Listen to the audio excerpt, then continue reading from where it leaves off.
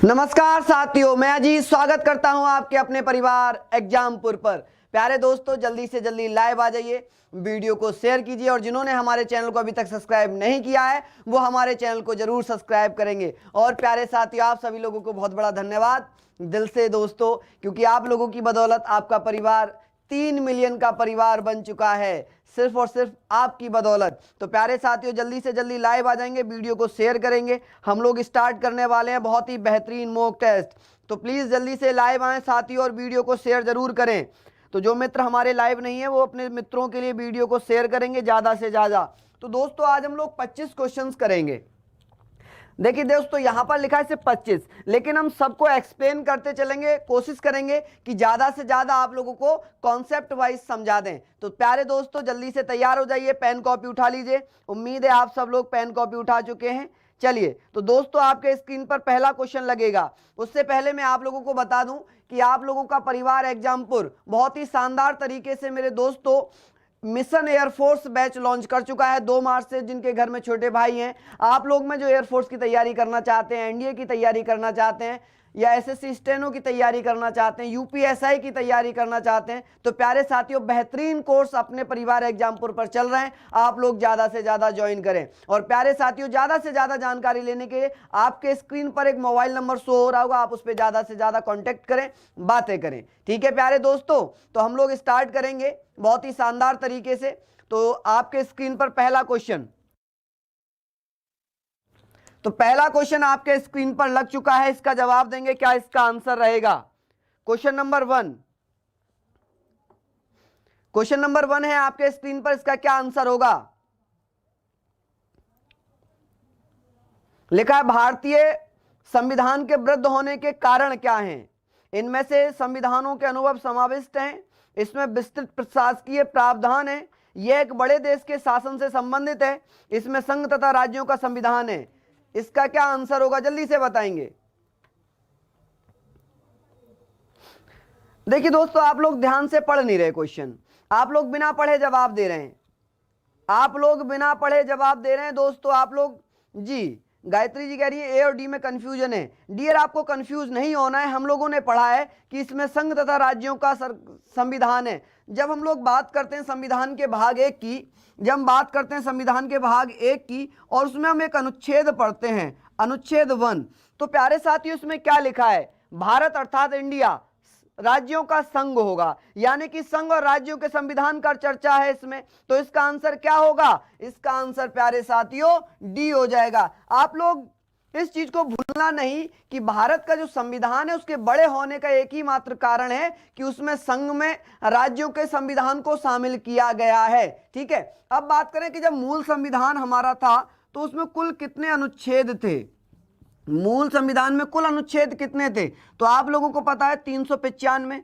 बात करें कि कुल अनुसूचियां कितनी थी, तो कुल अनुसूचियों की जब बात आएगी प्यारे साथियों, आप लोग जवाब देंगे 8। भाग की बात आएगी कि कुल कितने भाग थे, तो आप लोग बताएंगे 22। लेकिन बात करें कि वर्तमान में कितने हैं, वर्तमान में कितने हैं, तो प्यारे साथियों 465 के आसपास वर्तमान में अनुच्छेद हैं, 12 अनुसूचियां हैं और 25 भाग हैं। आप लोग इस चीज को जरूर याद रखेंगे। चलिए नेक्स्ट क्वेश्चन आपके स्क्रीन पर, नेक्स्ट क्वेश्चन है आपके स्क्रीन पर प्यारे साथियों, सोच समझ कर जवाब दें, जल्दीबाजी ना करें। आप लोग प्लीज जल्दीबाजी ना करेंगे मेरे प्यारे साथियों, क्योंकि आप लोग अगर यहां पर जल्दीबाजी करेंगे तो आपके एग्जाम सेंटर में भी आप बैठकर जल्दीबाजी करेंगे, क्योंकि हैबिट हमें अपने से सुधारनी है। तो सेकंड क्वेश्चन है आप लोगों के स्क्रीन पर, बताएंगे क्या आंसर होगा? क्वेश्चन नंबर 2 जल्दी से बताएंगे।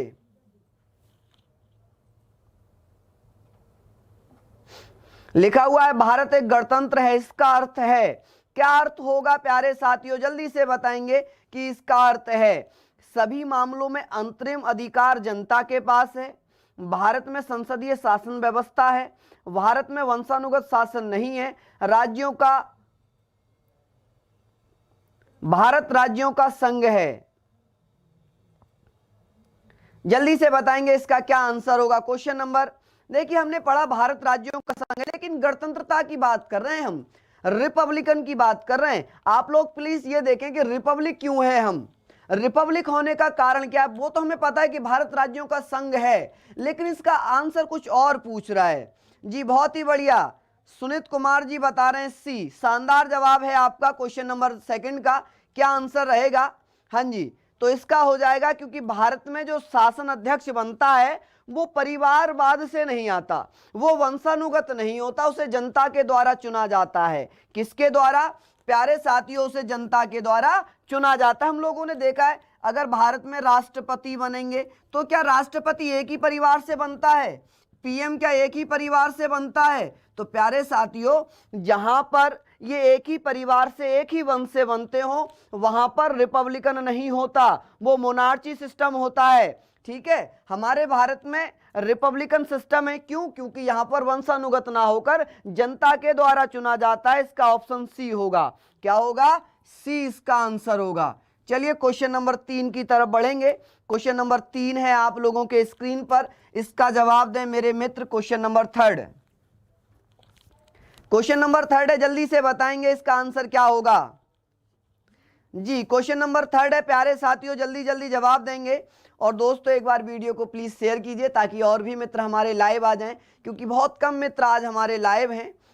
लास्ट क्लास के जितने नहीं हैं, कम से कम लास्ट क्लास के आधे तो आ ही जाएं। देखिए लिखा हुआ है क्वेश्चन नंबर 3 आप लोगों की स्क्रीन पर। क्या इसका आंसर रहेगा? क्वेश्चन नंबर 3 है, जल्दी से बताएंगे प्यारे साथियों। निम्नलिखित में से किस मुकदमे में भारतीय सर्वोच्च न्यायालय ने सर्वप्रथम संविधान के मौलिक लक्षण का सिद्धांत प्रतिपादित किया था? हम लोगों ने ये सारे पढ़े हैं, हम लोगों ने सारे पढ़े हैं। इस चीज को आप लोग याद रखें प्यारे दोस्तों। देखिए प्यारे साथियों, हम लोग बात करेंगे, हम लोग बात कर रहे हैं कि किस मुकदमे में ऐसा कहा गया। तो आप लोगों ने एक मुकदमा लिखा हुआ है, केशवानंद भारती बनाम केरल राज्य। आप लोगों ने पढ़ा होगा केशवानंद भारती बनाम केरल राज्य, बनाम केरल राज्य। ठीक है प्यारे दोस्तों, ये 1973 का मुकदमा है। कब का? 1973 का मुकदमा है। इसमें क्या कहा गया? इसमें कहा गया कि जो फंडामेंटल राइट हैं, जो मौलिक अधिकार हैं, उनको प्यारे साथियों संशोधन किया जा सकता है। यानी कि अनुच्छेद 368 के तहत उनमें भी संशोधन किया जा सकता है, लेकिन 20 और 21 को छोड़कर। यानी कि जो अनुच्छेद मौलिक अधिकार हैं वो भी संशोधन में आएंगे, वो भी संविधान का भाग है। तो ये कह सकते हैं कि अनुच्छेद 368 के तहत संविधान के किसी भी भाग में संशोधन किया जा सकता है। तो किसमें प्रतिपादित हुआ था ये सिद्धांत? केशवानंद भारती बनाम केरल राज्य में। हम लोगों ने पढ़ा था गोलकनाथ बनाम पंजाब राज्य।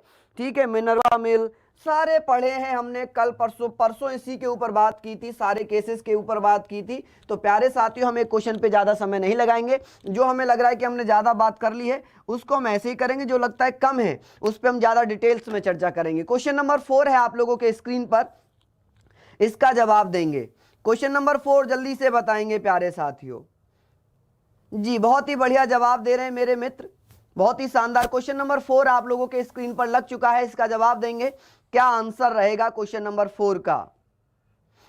जी शिवम साहू कह रहे हैं कि मूल ढांचे को छोड़कर, हाँ जी, basic structure of Indian constitution. अगर जो बेसिक स्ट्रक्चर है इंडियन कॉन्स्टिट्यूशन का, उसमें हम संशोधन नहीं कर सकते, बाकी हम सब में संशोधन कर सकते हैं। देखिए प्रस्तावना में भी संशोधन किया, 42वें संविधान संशोधन 1976 के द्वारा 3 शब्द जोड़े, ये पूछता है। लास्ट क्लास में हमने पढ़े थे कौन कौन से शब्द जोड़े गए थे। लिखा है कि भारत के कल्याणकारी राज्य होने का विचार पाया जाता है संविधान की प्रस्तावना में, मौलिक अधिकारों में, राज्य के नीति निर्देशक तत्वों में, ए तथा सी दोनों में। बहुत ही बढ़िया जवाब है। इसका क्या आंसर होगा? देखिए कल्याणकारी राज्य होने का मतलब क्या है? कल्याणकारी राज्य के बारे में मैं बात करूं प्यारे साथियों, एक अनुच्छेद आपने पढ़ा होगा कल्याणकारी राज्य, एक अनुच्छेद आपने पढ़ा होगा प्यारे साथियों, आर्टिकल 39। कौन सा पढ़ा है प्यारे साथियों? अनुच्छेद 39। इसमें कहा है ये राज्य का नीति निर्देशक तत्व है, जो कि कल्याणकारी राज्य बनाने की कुछ विशेष प्रावधान इसमें किए गए हैं। अब प्रस्तावना में भी प्यारे साथियों राज्य को कल्याणकारी बनाने की बात की गई है। ठीक है, अब बात यहां पर क्या होगी, कुछ लोग में है संविधान के भाग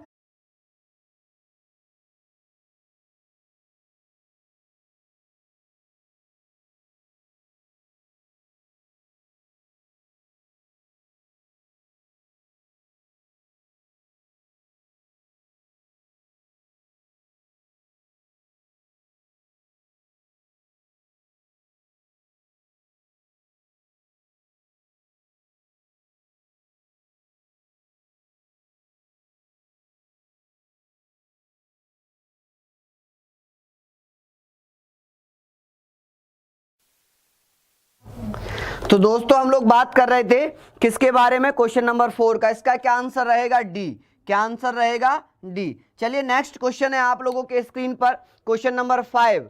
प्यारे साथियों जल्दी से बताएंगे, क्वेश्चन नंबर 5 आप लोगों के स्क्रीन पर है, इसका क्या आंसर होगा।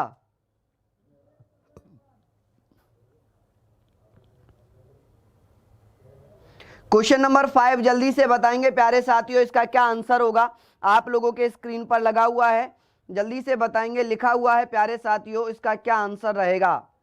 बहुत ही बढ़िया क्वेश्चन है। क्वेश्चन नंबर 5, मद्रास राज्य बनाम चंपकम दो रायजन मुकदमे में भारतीय सर्वोच्च न्यायालय के निर्णय के परिणाम स्वरूप निम्नलिखित में से किस मौलिक अधिकार को संशोधित किया गया। जल्दी से बताएंगे इसका आंसर क्या होगा। प्यारे साथियों जल्दी से बताएं इसका आंसर क्या रहेगा। बहुत अच्छा क्वेश्चन है, जल्दी जल्दी बताएं प्यारे साथियों क्या आंसर रहेगा। नहीं कुछ डी, आप लोग क्वेश्चन ढंग से पढ़ नहीं रहे। आप एक बार क्वेश्चन को प्लीज ध्यान से पढ़ें, उसके बाद दोस्तों आंसर दें। जल्दीबाजी क्यों कर रहे हैं, कहीं टाइम देकर आए क्या, आज डेट पे जाना है। आप लोग बिना वजह पढ़ के बिना उसके तुक्के मार रहे हैं। दोस्तों हम लोगों ने पढ़ा था कि मद्रास राज्य बनाम चमकम दो राय भेदभाव के विरुद्ध था। किसके, भेदभाव के विरुद्ध था। इसका क्या हो जाएगा, बी ऑप्शन होगा। हम लोगों ने प्यारे साथियों पढ़ा है, अनुच्छेद 324 पढ़ा था कि कुछ राज्य हैं जो अनुसूचित जाति अनुसूचित जनजाति को आरक्षण देने के खिलाफ हैं। उन्होंने कहा कि भेदभाव हम नहीं करेंगे हमारे राज्य में। तो इसका क्या आंसर हो जाएगा, ये किसके खिलाफ हैं, तो ये भेदभाव के खिलाफ हैं। कुछ राज्य हैं प्यारे साथियों जहां पर इनको भेदभाव से अलग रखा गया है। शिक्षा मुहैया कराना, इनको व्यवस्थित रूप से सुविधाएं देना, ये सब इस केस में, मद्रास केस में माना गया था। आप लोग प्यारे साथियों दिल तोड़ रहे हैं, इतने सिंपल क्वेश्चन है, कैसे काम चलेगा। चलिए नेक्स्ट क्वेश्चन आप लोगों के स्क्रीन पर है, क्वेश्चन नंबर 6। बताएं साथियों क्वेश्चन नंबर 6 का क्या आंसर होगा। जल्दी से बताएंगे साथियों क्वेश्चन नंबर 6 क्या आंसर रहेगा। बहुत बढ़िया, अगला प्रश्न आप लोगों के स्क्रीन पर। अगर ऐसे जवाब देंगे तो प्यारे साथियों आपको मेहनत करना पड़ेगी और आपको ज्यादा मेहनत करने की आवश्यकता है। क्वेश्चन नंबर 6 आप लोगों के स्क्रीन पर है, प्लीज वीडियो को ज्यादा से ज्यादा शेयर करें। मेरे मित्र मेरे जो अभी तक वीडियो को शेयर नहीं कर पाए थे, जो हमारे साथ अभी नए जुड़े हैं, जिन्होंने हमारे चैनल को अभी तक सब्सक्राइब नहीं किया है, प्लीज चैनल को सब्सक्राइब करेंगे, साथ में बेल आइकन भी दबाएंगे। लिखा हुआ है नेक्स्ट क्वेश्चन आपके।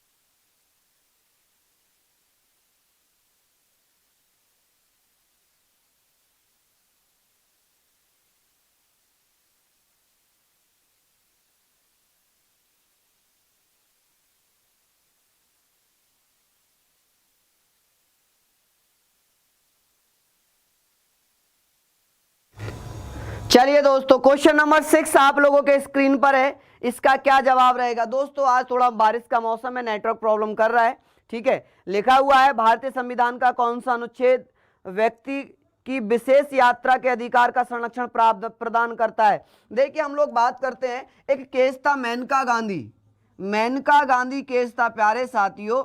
इन्होंने इस केस में क्या कहा गया, इन्होंने कहा कि विदेश जाना आदमी की स्वतंत्रता है, व्यक्ति की स्वतंत्रता है, और ये स्वतंत्रता किसमें आती है, प्राण एवं देह की स्वतंत्रता में, उसकी निजी स्वतंत्रता है। तो अनुच्छेद 21 में किसमें शामिल किया गया इसको, अनुच्छेद 21 में। अब हम लोग बात करेंगे अनुच्छेद 14 के बारे में।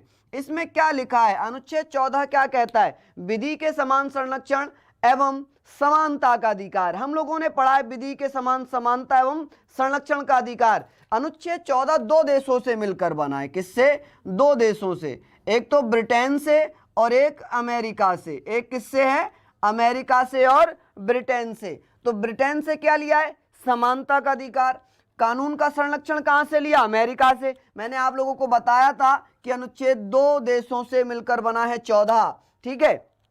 19 क्या है प्यारे साथियों, स्वतंत्रता का अधिकार। 19 में बोलने की आजादी है, भारत में कहीं भी आने जाने की आजादी है, ठीक है। प्रेस की स्वतंत्रता है, शांत रहने का भी स्वतंत्रता है। यानी कि जब हमारे देश में राष्ट्रगान बज रहा हो, राष्ट्रगान हो रहा हो, उस समय हमें शांत मुद्रा में खड़ा होना है। आप लोगों ने YouTube पे बहुत सारी क्लास देखी होंगी, वीडियो क्लिप देखी होंगी, जिसमें सोशल एक्सपेरिमेंट किया जाता है, जिसमें कोई व्यक्ति खड़ा होकर एक हमारे देश का राष्ट्रगान बजाता है, वो देखता है कि हमारे देश के कितने नागरिक हैं जो उसका सम्मान करते हैं। तो बहुत कम लोग वहां पर खड़े होते हैं या शांत होते हैं। तो प्यारे साथियों, वो भी हमारे मूल अधिकार में आता है, 19 में आता है, आर्टिकल 19(1) में आता है। उम्मीद है आप लोग सभी जानते होंगे। चलिए दोस्तों, नेक्स्ट क्वेश्चन आप लोगों की स्क्रीन पर है, क्वेश्चन नंबर 7। क्वेश्चन नंबर 7 जल्दी से बताएंगे क्या आंसर होगा क्वेश्चन नंबर 7 का। जल्दी जल्दी बताएंगे प्यारे साथियों।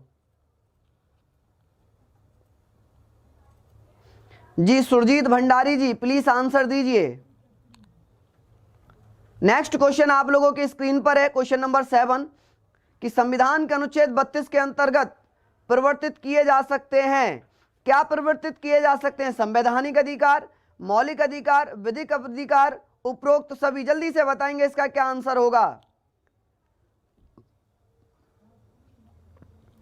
मेरे प्यारे साथियों, देखिए जो बी जवाब दे रहे हैं, आप लोगों को मैंने कितनी बार बताया कि अनुच्छेद 32 में किससे संबंधित है। आप लोग आज मुझे लग रहा है कि मूड में नहीं है आंसर देने के। इतने सिंपल क्वेश्चन के आप लोग गलत जवाब दे रहे हैं, बड़ा दुख हो रहा है मुझे, सच में बहुत दुख है कि आप लोग इतने गलत जवाब क्यों दे रहे हैं। डियर, मैंने बताया था कि अनुच्छेद 32 और अनुच्छेद 226 कितनी बार बताया है कि सुप्रीम कोर्ट मौलिक अधिकारों से संबंधित और हाई कोर्ट 226 के तहत मौलिक अधिकारों से संबंधित प्यारे साथियों परिवर्तित करने के कुछ आदेश जारी करता है। तो इसका क्या हो जाएगा? बी होगा। क्या होगा? बी आंसर होगा। आप लोग भूल गए, हम लोगों ने पढ़ा था यदि हमारे अधिकारों का हनन होता है, हमारे मौलिक अधिकारों का हनन होता है, ऐसे मामलों में प्यारे साथियों सुप्रीम कोर्ट अनुच्छेद 32 के तहत, हाई कोर्ट अनुच्छेद 226 के तहत रिट जारी करता है, जो हमारे मौलिक अधिकारों को परिवर्तित करता है, परिवर्तन नहीं परिवर्तित करता है, या प्यारे साथियों उसको प्रोटेक्शन प्रोवाइड करवाता है। क्या करवाता है? प्रोटेक्शन देता है। और डॉक्टर भीमराव अंबेडकर ने तो अनुच्छेद 32 को संविधान की आत्मा कहा था। आप लोग भूल गए क्या? चलिए क्वेश्चन नंबर 8 पे आएंगे। क्वेश्चन नंबर 8 जल्दी जल्दी बताएंगे क्वेश्चन नंबर 8 का आंसर क्या होगा। प्यारे साथियों जल्दी से बताएं क्वेश्चन नंबर 8 का क्या रहेगा। मेरे मित्रों जल्दी से बताएं जी, मेरे प्यारे साथियों जल्दी से बताएंगे। नेक्स्ट क्वेश्चन आप लोगों के स्क्रीन पर है। देखिए, भारतीय संविधान का कौन सा अनुच्छेद अल्पसंख्यकों की अपनी मनपसंद शिक्षण संस्थानों को स्थापित एवं संचालित करने का अधिकार देता है? अगर इसका किसी ने गलत जवाब दिया तो नाक पे घूंसा मारूंगा घर पे आके। पढ़ लो थोड़ा सा, हैं बातें करते रहते हो आपस में।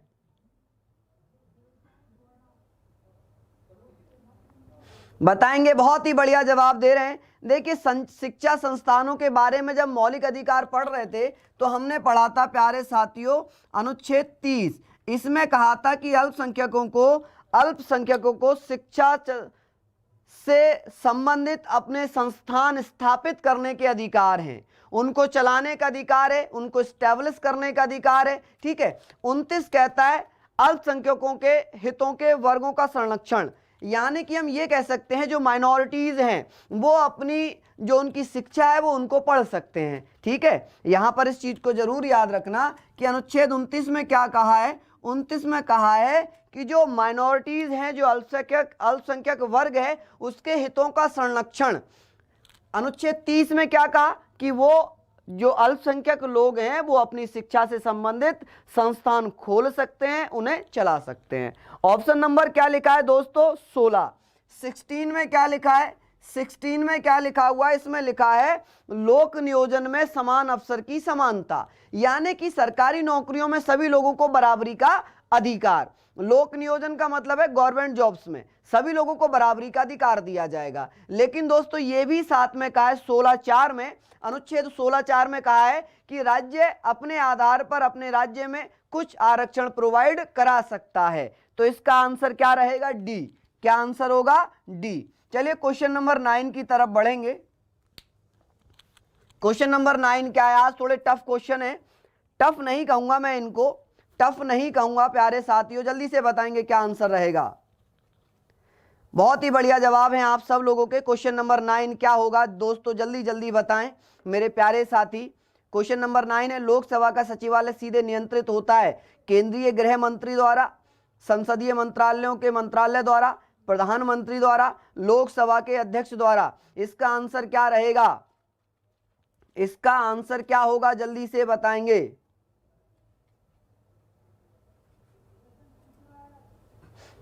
चलिए बहुत ही बढ़िया। देखिए दोस्तों, अगर मैं बात करूं सचिवालय के बारे में, तो जो सचिवालय होता है लोकसभा का, वो सीधे सीधे लोकसभा अध्यक्ष को रिपोर्ट करता है। यानी कि हम ये कह सकते हैं कि लोकसभा अध्यक्ष स्पीकर के कंट्रोल में रहता है।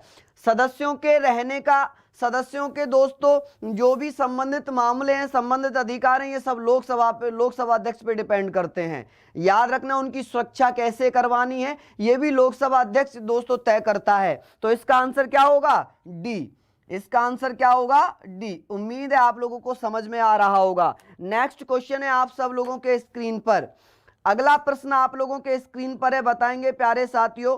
क्वेश्चन नंबर 10, जल्दी जल्दी बताएंगे। अब तो बफरिंग नहीं हो रही है डियर, अब तो सही चल रहा है। चलिए नेक्स्ट क्वेश्चन है आप लोगों के स्क्रीन पर, क्या आंसर रहेगा मेरे प्यारे साथियों, जल्दी से बताएंगे।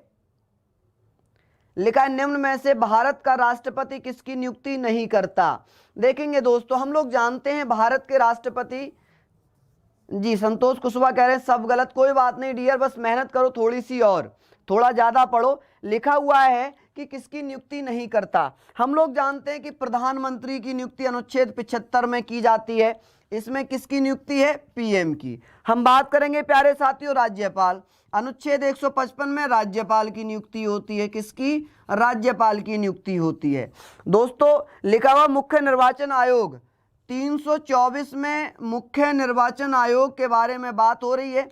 ठीक है, मुख्य निर्वाचन आयुक्त होना चाहिए था, चीफ इलेक्शन कमिश्नर होना चाहिए था।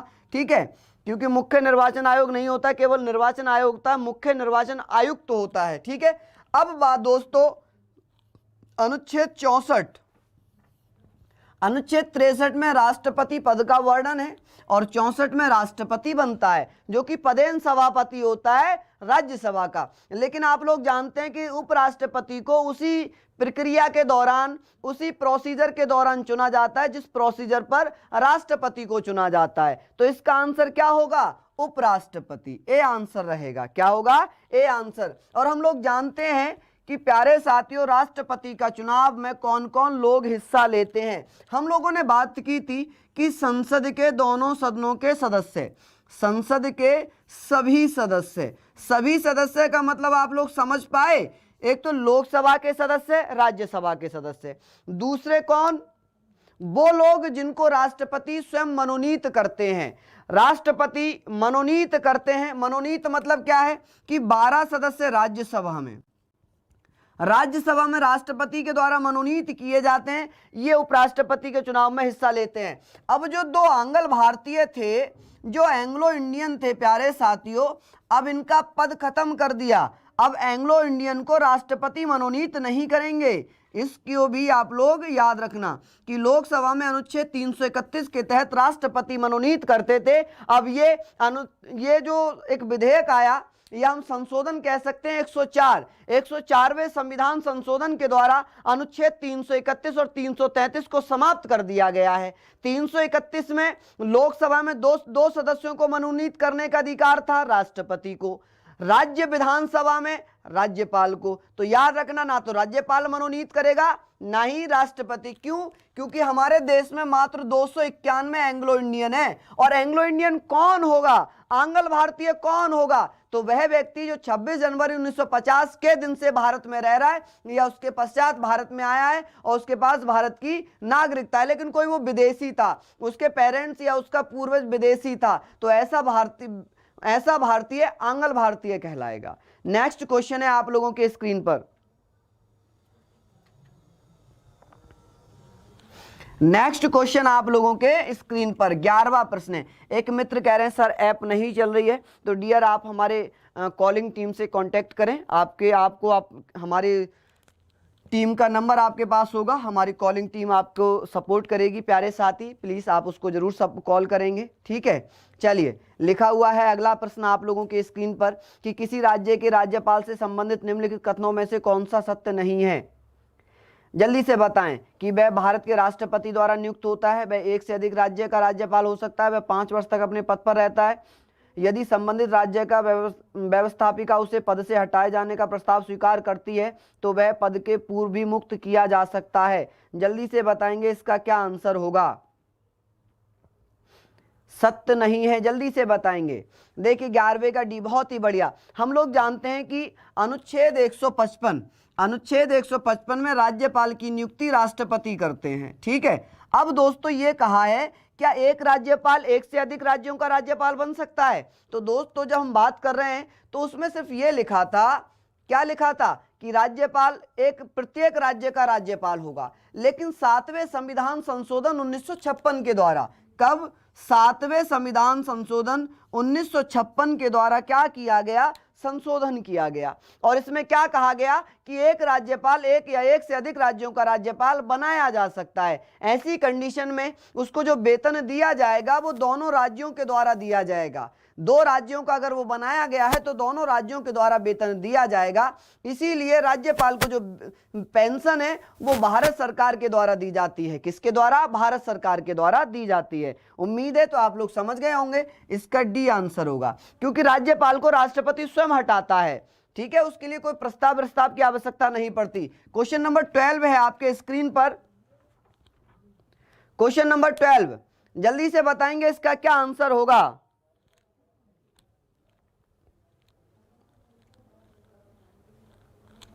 क्वेश्चन नंबर 12 जल्दी से बताएंगे। क्वेश्चन नंबर 12 क्या होगा, जल्दी से बताएं। लिखा है नई अखिल भारतीय सेनाओं, ये सेवा है प्यारे साथियों। क्वेश्चन नंबर ए में वो सेना नहीं होगी, वो सेवा होगी। क्या होगी? सेवा। सेनाओं की जगह वो सेवाओं होगा, ठीक है, याद रखना। अब आकस्मिक रिक्ति में भारत के उपराष्ट्रपति का निर्वाचन है। भारत किसी राज्य की विधान परिषद की समाप्ति, अपने सभापति को स्पष्ट करना। जल्दी से बताएंगे। राज्यसभा एकांतिक शक्ति के अंतर्गत आता है और हम लोग जानते हैं प्यारे साथियों, आप लोगों ने पढ़ा होगा अनुच्छेद 312, ठीक है, अनुच्छेद 312। राज्यसभा का अधिकार है कि वह नई अखिल भारतीय सेवाओं का सृजन कर सकती है। क्या कर सकती है? नई अखिल भारतीय सेवाओं को, मैं यहां लिख देता हूं, नई अखिल भारतीय सेवाएं,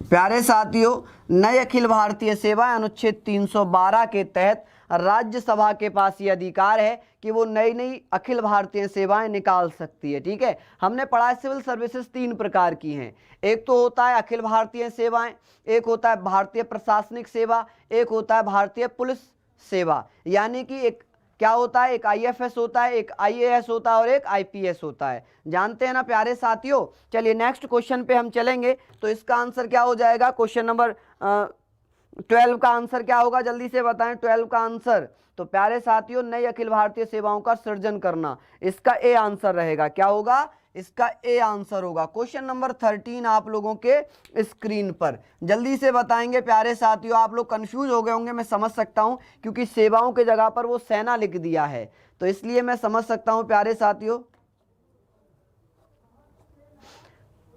जी, इंडियन फॉरेनर सर्विस, चलिए सिविल सर्विसेज ही आती है, यूपीएससी में कंडक्ट कराती है प्यारे साथियों। अगला प्रश्न है आप लोगों के स्क्रीन पर, जल्दी से बताएंगे। जी जल्दी से बताएंगे प्यारे साथियों, क्या होगा क्वेश्चन नंबर 13। लिखा हुआ है निम्नलिखित में से कौन सा राज्य लोकसभा में अनुसूचित जनजातियों के सर्वाधिक प्रतिनिधि निर्वाचित करता है? आंध्र प्रदेश, बिहार, मध्य प्रदेश, महाराष्ट्र। क्या होगा इसका आंसर?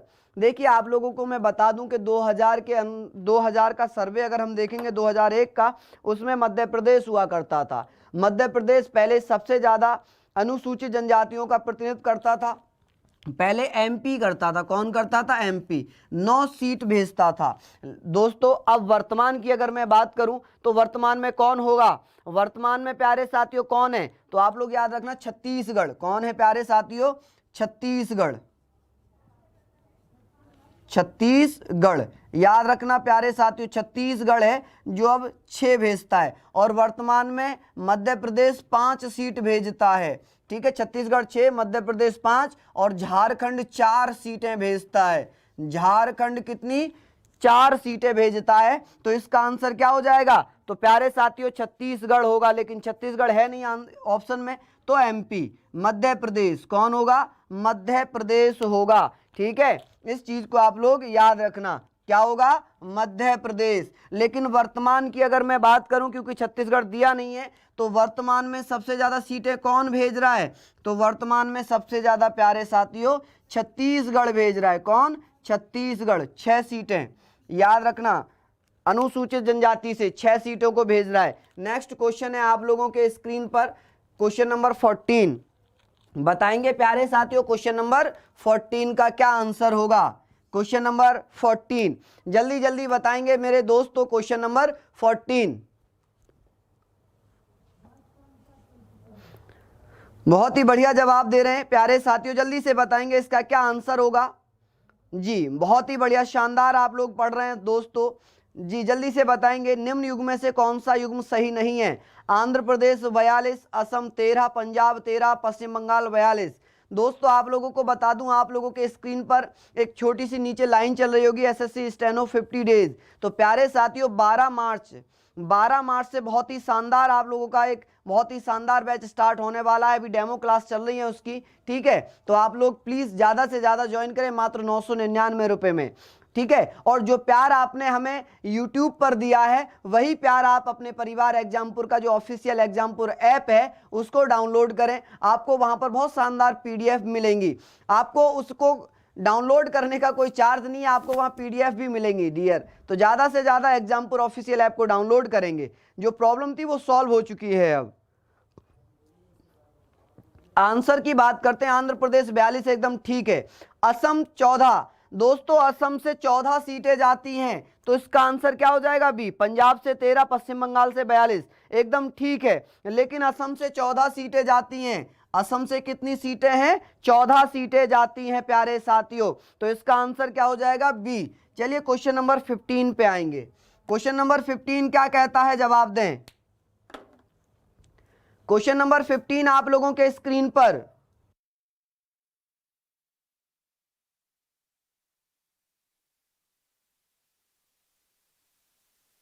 के स्क्रीन पर है, जल्दी जल्दी बताएं साथियों क्या आंसर होगा।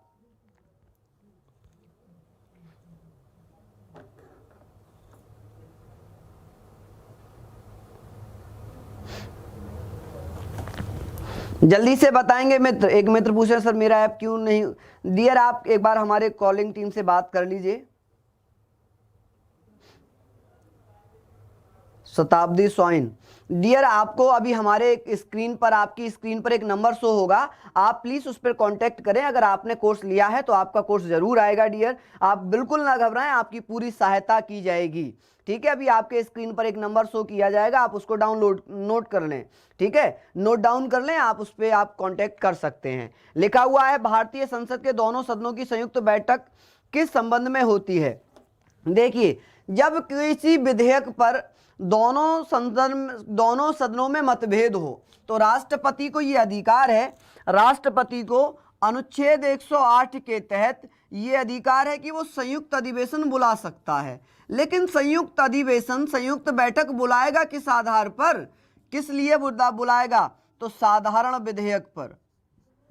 किस पर? साधारण विधेयक पर, साधारण बिल पर। आप लोग याद रखना, साधारण विधेयक पर। अब दोस्तों यहां पर क्या है, हम इसके बारे में बात करेंगे। अब तक कुल कितनी बार ज्वाइंट सेशन बुलाया गया है, कंबाइंड सेशन बुलाया गया है? आप लोग जानते हैं कि अब तक भारत में केवल 3 बार संयुक्त बैठक हुई है। एक बार दहेज उन्मूलन पर, एक बार बैंकों के राष्ट्रीयकरण पर, और एक बार आतंकवाद से संबंधित मामलों पर। तो भारत में अभी तक केवल 3 बार संयुक्त बैठक का प्रावधान किया गया है, यानी कि बुलाई गई हैं। तो इसका आंसर क्या हो जाएगा? साधारण विधेयक पर, सी ऑप्शन। चलिए क्वेश्चन नंबर 16 आप लोगों के स्क्रीन पर। क्वेश्चन नंबर 16 जल्दी से बताएं प्यारे साथियों, क्वेश्चन नंबर 16 क्या कहता है?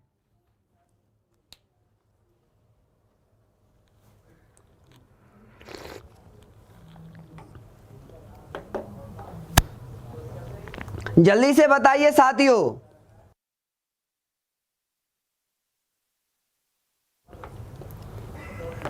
जम्मू कश्मीर का सदर रियासत पद नाम कब बदलकर राज्यपाल कर दिया गया?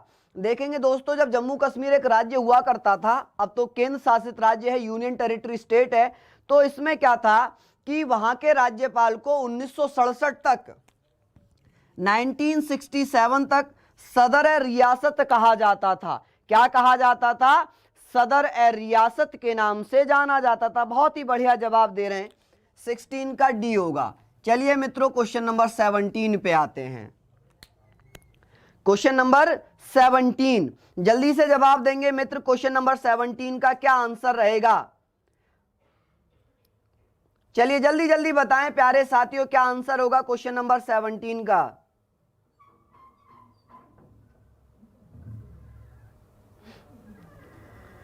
क्वेश्चन नंबर 17 आप लोगों के स्क्रीन पर।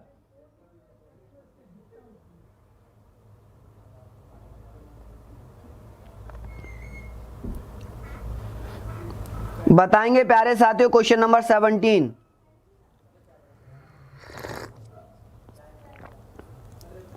लिखा है भारतीय संविधान की 7वीं अनुसूची के अंतर्गत राज्य सूची में निम्नलिखित में से किसका उल्लेख है? देखिए 17 क्वेश्चन की अगर हम बात करें, 17 क्वेश्चन में क्या है, 7वीं अनुसूची आप लोगों ने पढ़ी होगी, 7वीं शेड्यूल के बारे में आप लोगों ने पढ़ा होगा प्यारे साथियों। जो 7वीं अनुसूची है इसमें शक्ति का विभाजन है और 3 सूचियों में बांटा गया है। एक यूनियन लिस्ट है, एक कॉन्करेंट, एक स्टेट लिस्ट है और एक है कॉन्करेंट लिस्ट। ठीक है, क्या है? Concurrent list. संघ सूची, राज्य सूची और समवर्ती सूची। हम लोगों ने पढ़ा है रेल, रेल के बारे में पढ़ा है ना, कि जो रेल है वो केंद्र सूची में यानी कि संघ सूची में आएगी। किस में आएगी? संघ सूची में। लेकिन जो रेलवे पुलिस है, जो जीआरपी है, वो किस में आती है? वो दोस्तों स्टेट में आती है, यानी कि राज्य सूची में आती है। बाकी शिक्षा, विद्युत और वन, ये तीनों समवर्ती सूची के विषय हैं। किसके विषय हैं? ये समवर्ती सूची के विषय हैं, कॉन्करेंट लिस्ट के विषय हैं। तो इसका आंसर क्या हो जाएगा? इसका आंसर मेरे प्यारे साथियों सी हो जाएगा, कि जो रेलवे पुलिस है ये राज्य सूची में आती है, जबकि रेलवे केंद्र सूची में आएगा, संघ सूची में आएगा। विद्युत, शिक्षा और वन, ये तीनों ही समवर्ती सूची के विषय हैं, समवर्ती में आते हैं। अब बात करें कि यूनियन लिस्ट में कितने सब्जेक्ट्स हैं, संघ सूची में कितने सब्जेक्ट हैं, तो 97 मूल सब्जेक्ट थे, वर्तमान में 100 हैं। राज्य सूची में 66 थे, वर्तमान में 62 हैं। समवर्ती सूची में 47 थे, वर्तमान में 52 हैं। सब चीज आप लोगों को पता है। चलिए नेक्स्ट क्वेश्चन, क्वेश्चन नंबर 18 आप लोगों के स्क्रीन पर, जल्दी से बताएंगे।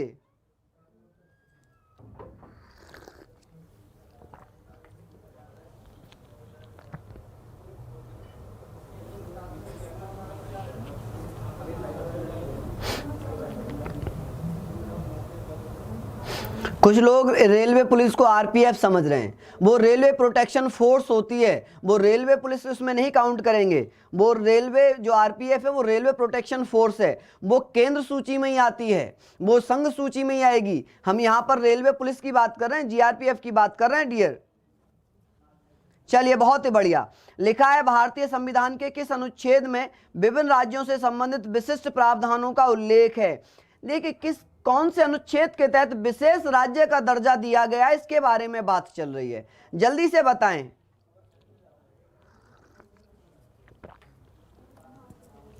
चलिए बहुत ही बढ़िया प्यारे साथियों, अनुच्छेद 371 हम लोग बात करेंगे। अनुच्छेद 371 जो कि विशेष राज्य का दर्जा देता है। और अभी तक कुल कितने विशेष राज्य हैं? आप लोगों को मैंने शायद एक बार ट्रिक बताई थी कि हमें याद कैसे करना है, हमें याद कैसे करना है। कसमजी और मनमजी।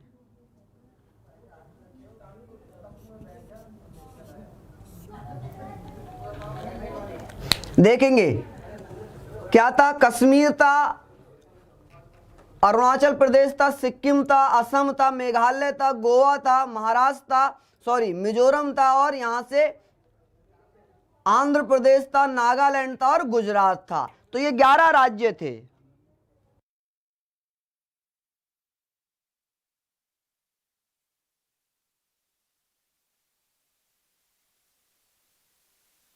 तो उम्मीद है प्यारे साथियों आपको इसका आंसर समझ में आया होगा, 18 का सी। चलिए 19 क्वेश्चन की तरफ चलते हैं। अगला क्वेश्चन आप सब लोगों के स्क्रीन पर है, इसका जवाब देंगे कसमजी और मनमजी। याद रखना प्यारे साथियों,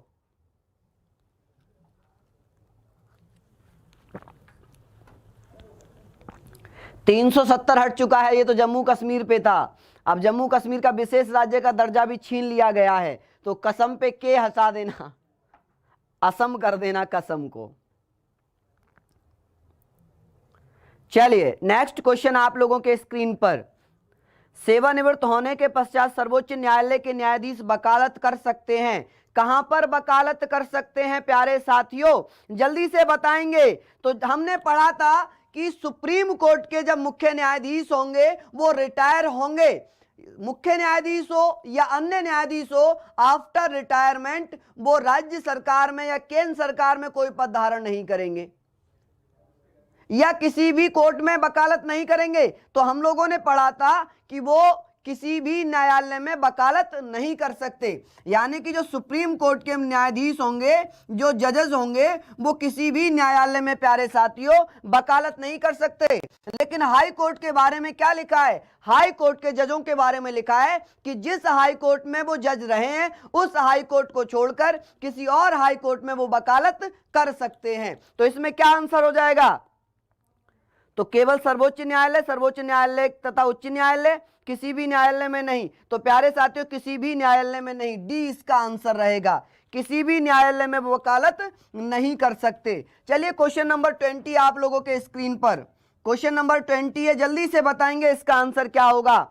बहुत ही बढ़िया जवाब आप सब लोगों का, शानदार प्यारे साथियों, जल्दी जल्दी जवाब देंगे क्वेश्चन नंबर 20, जल्दी से बताएंगे प्यारे मित्रों, मेरे साथियों। आप सभी लोगों को होली की ढेर सारी शुभकामनाएं अभी से। और आप लोग इस होली पर थोड़ा ध्यान से मनाएं। आपको पता है कि कोरोना वायरस फैला हुआ है हर जगह, तो आप लोग जो चाइनीज चीजें हैं उससे बचें, चाइनीज रंग से बचें, ठीक है। जो मेड इन इंडिया है केवल उसी रंग का प्रयोग करें, उसी कलर का प्रयोग करें। ध्यान रखें दोस्तों, ऐसे किसी कलर का प्रयोग ना करें जो आपके स्वास्थ्य को हानि पहुंचाए। चलिए लिखा, उच्च न्यायालय की परमादेश जारी करने की शक्ति के अंतर्गत आते हैं संवैधानिक अधिकार, सांविधिक अधिकार, मौलिक अधिकार, उपयुक्त सभी। जल्दी से बताएंगे इसका आंसर क्या होगा, जल्दी से बताएं प्यारे साथियों। सभी जानते हैं कि उपयुक्त सभी आएगा। चलिए क्या आएगा प्यारे साथियों, उपयुक्त सभी आएगा, डी। इसका आंसर क्या है, परमादेश, मेंडामस। तो मेंडामस प्यारे साथियों सांविधिक अधिकार के लिए भी जारी किया जाता है, मौलिक अधिकार के लिए भी और संवैधानिक अधिकार के लिए भी, ठीक है। ये एकमात्र रिट है जो सभी अधिकारों के लिए जारी की जाती है। चलिए नेक्स्ट क्वेश्चन है आप लोगों की स्क्रीन पर, क्वेश्चन नंबर 21। चलेंगे दोस्तों हम क्वेश्चन नंबर 21 करेंगे। इसका आंसर दें प्यारे साथियों, जल्दी से बताएं इसका आंसर क्या होगा, जल्दी से बताएंगे प्यारे साथियों आंसर क्या होगा। क्वेश्चन नंबर 21 आप लोगों के स्क्रीन पर, जल्दी जल्दी जवाब दें साथियों, लिखा हुआ है आप लोगों के स्क्रीन पर।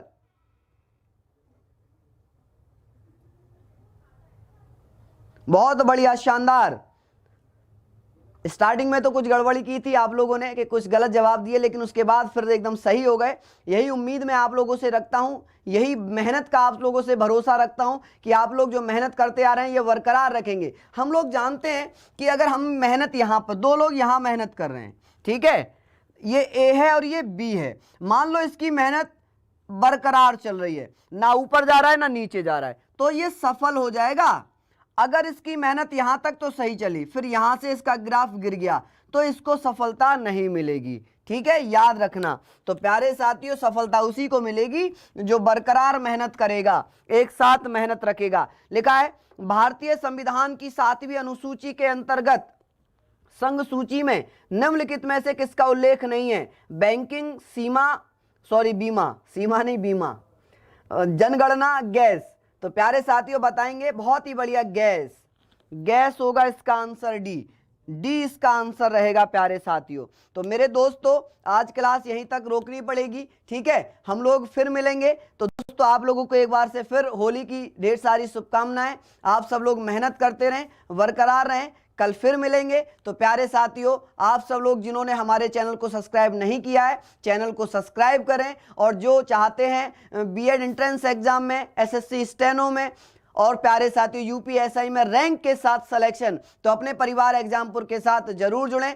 बेहतरीन जानकारी के लिए हमारे दिए गए कॉन्टैक्ट नंबर पर कॉल करें। तो प्यारे साथियों, नमस्कार, जय हिंद, जय एग्जामपुर, कर विजय एग्जामपुर।